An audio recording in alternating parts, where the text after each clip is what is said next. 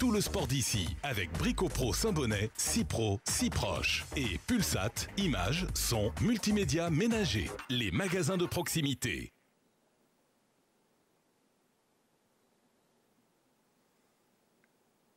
Bonsoir à tous et bienvenue dans cette nouvelle édition du JT des sports d'ici. Au programme ce soir, du rallye et du football, mais on va tout de suite passer au hockey pour s'intéresser à la défaite des Gapençais samedi soir en Ligue Magnus contre les Briançonnais. Une défaite assez lourde, 5-1. Une défaite sévère, donc les Briançonnais étaient indiscutablement les plus forts sur la glace. Briançon a déroulé et la break, Bisaillon, Cerkovnik et Roa par deux fois ont trouvé le chemin des cages. À la fin de la troisième période, Nico Mantilla, le Gapençais, sauve l'honneur devant des supporters dépités. Cette défaite n'arrange en rien les affaires des Rapaces car Caen l'a emporté contre Morzine-Avoria 3-1. Les Canets sont donc 12e avec 9 points alors que Brest est 13e avec 6 points et Gap éternel dernier avec 5 petits points seulement ramenés sur toute la série des matchs allés. Briançon toujours second au classement derrière Rouen avec 20 points qui s'est imposé Rouen à Angers 4-3. On va écouter tout de suite les supporters juste à la sortie du match. 5-1, c'est pas beau, hein. Mais bon, ils ont mis un but, ils sont pas fanny, c'est pas mal quand même, c'est pas mal. On la voyait la victoire. Mais bon, on a perdu, voilà. Briançon sont plus forts que Gap, mais bon, peut-être le retour à Briançon, on va peut-être gagner. Je suis un petit peu déçu, malgré qu'ils ont livré un bon match, quand même, je trouve, ils se sont battus. Mais bon, peut-être qu'il y avait plus fort en face, c'est indiscutable. Je pense que c'est le manque de but, hein, le manque de marqueur. Je pense qu'il manque un marqueur à Gap, un pointeur. Et oui, vous l'avez entendu, les supporters étaient un peu déçus, mais ils sont restés supporters jusqu'au bout. On va écouter maintenant la réaction de Vincent Farneau, le coprésident du club des supporters Gapençais des Eagles Forts. Briançon a dominé le sujet, il n'y a rien à dire. Hein. Même en étant diminué, comme nous l'a dit M. Basile, on savait très bien qu'ils ne venaient pas là pour promener non plus. Hein. Après, ils ont fait un très bon match. Le score reflète tout à fait la physionomie du match. Hein. Je pense un ou deux de plus, il y avait la place. Après, nous, je trouve que les joueurs ont manqué de réalisme. En powerplay, tu ne shootes pas, tu es en dessous, il n'y a rien à dire. Hein. Briançon était nettement au-dessus. Optimiste, je l'étais il y a encore quelques semaines. Je le suis toujours. Mais bon, c'est vrai que l'avenir est de plus en plus noir. On a la Coupe de France, mais bon, la Coupe de France, c'est bien beau, mais si tu en es l'année prochaine, c'est pas la peine. Et prochain match, quart de finale contre Strasbourg, mardi 10 décembre, c'est à l'extérieur. Prochaine rencontre de Ligue Magnus samedi 14 décembre à 20h30 à Morzine. Autre derby cette fois-ci, Gap-Briançon, c'était ce dimanche, et du football cette fois-ci, puisqu'il s'agit des Gapençais qui accueillaient les Briançonnais en PHB. Victoire des Gapençais 6-1. Cet après-midi, ce dimanche après-midi. Voilà, on va continuer à parler football avec les résultats sportifs du week-end. Juste avant, on fait un petit tour du côté des U19 puisqu'ils jouaient cet après-midi le 6e tour de la Coupe Gambardella, les U19 Gapençais qui accueillaient Castelnau et qui se sont imposés 2-1. Donc ils sont qualifiés pour le 7e tour de la Coupe Gambardella, je le rappelle, une coupe nationale, l'équivalent de la Coupe de France, mais chez les U19. On va maintenant regarder les résultats sportifs en images. En PHA, vous voyez Digne s'est imposé 4-0 à Embrun. L'ASVG et Vennes ont fait un partout et l'Avance s'est imposé 4-1 au Mai. En PHB maintenant, on va regarder Gap-Briançon, donc 6-1. L'Avance 2. Moyenne Durance 5, Moyenne Durance qui a bien gagné son match. Savine s'est imposé contre Barcelonnette 3-1. L'Aimé et la Rocheuse Sport, malheureusement, on n'a pas encore eu les résultats. L'Alliance Champsor-Valgodemar 6 et Serre 0, une lourde défaite. L'Argentière s'est inclinée 1-0 face à l'Aragne. Basket maintenant avec les Gapençais en pré-national masculine qui ont lourdement perdu 57-99 contre l'Union Venelle-Golgoth, les prétendants à la montée. Les féminines en excellence se sont inclinées face à Sainte-Marguerite 60-49.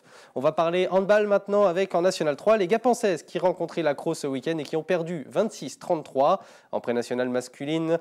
9e journée également pour les Gapençais qui ont fait un nul 28 partout à Aiguière. Rugby maintenant, championnat honneur, les Gapençais contre le Stade Foncéen ont perdu 20-0. En Fédéral 3, les féminines ont perdu 55-5 contre le Stade Niçois. Sans surprise, le club de Boules-Ferré-Gapençaise s'est incliné à Lyon contre le champion de France en titre, 36-2 en Élite 1. L'équipe lyonnaise était bien trop forte pour les Gapençais qui n'ont pas résisté très longtemps. Du ski maintenant, Alizé Baron qui a terminé 7e ce samedi à l'issue de la Coupe du Monde de ski cross au Canada à Nakiska. Excellent résultat pour la skieuse d'Orsières. Prochain rendez-vous à Val Thorens le week-end prochain. Pierre Voltier termine le run de samedi à la 51e place en Autriche. Week-end de Coupe du Monde à Montafon oblige. Le snowboarder haut alpin n'a pas résisté au trio de tête Marcus Scherer, Omar Vicentin et Kevin Hill. Coraline Hug termine à la 63e place lors du 10 km classique à la Coupe du Monde à Lillehammer en Norvège. 3e week-end de Coupe du Monde et une 63e place pour l'Ambrunaise qui termine à 29 secondes de la première, la Polonaise Justyna Kowalczyk. C'est pas facile à dire. Estelle Anaïs Hubot est devenue ce dimanche championne de France junior en solo à Angers. C'est de la natation synchronisée, mais là c'était en solo. Doublé pour l'Aixoise puisque hier samedi, la Haut Alpine a remporté son titre de championne de France junior des figures imposées.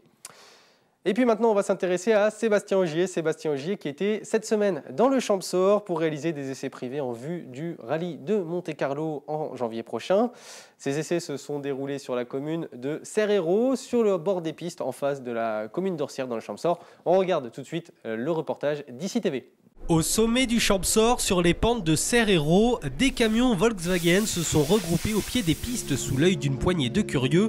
Sébastien Ogier et toute l'écurie Volkswagen ont pris leur quartier dans les Hautes-Alpes pour réaliser des essais privés sur la neige. Sous le vrombissement de la Polo WRC, les spectateurs sont aux anges. Ils peuvent côtoyer leur idole et assister à un petit rallye des neiges dans la plus grande intimité. Écoutez José, c'est un fan de Saint-Laurent-du-Croc. On est arrivé, c'était 9h30, donc il y avait déjà eu 2 ou 3 runs, mais on a vu des beaux dérapages, des beaux virages et des belles descentes dans ces petites routes qui sont magnifiques. Sur une piste de 3 mètres de largeur, le champion du monde des rallyes attaque la pente pied au plancher. José est toujours autant impressionné par son talent. Ça va très vite, on se demande comment ils font pour aller aussi vite dans des petites routes comme ça, en étant en travers, en regardant les arbres presque en permanence. Donc c'est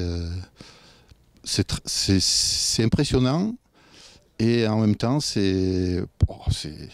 on est dans un autre monde.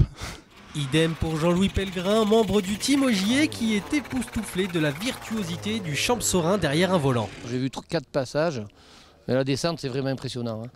Mais la montée, ma foi, c'est beau déjà, mais descendre pour tenir ça, il faut déjà être champion du monde, on va dire. Sébastien Ogier enchaîne les essais toute la journée, changeant ses pneus, réglant son moteur. Objectif, que la voiture soit le mieux calibrée possible pour attaquer le premier rallye de la saison prochaine à Monte-Carlo.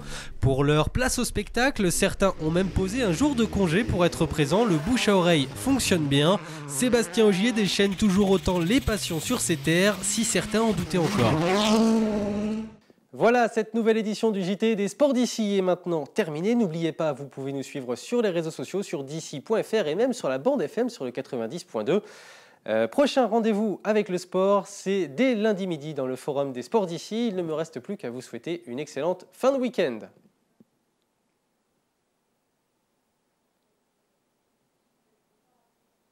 Tout le sport d'ici avec Brico Pro Saint-Bonnet, si pro, si proche. Et Pulsat, images, son, multimédia ménager. Les magasins de proximité.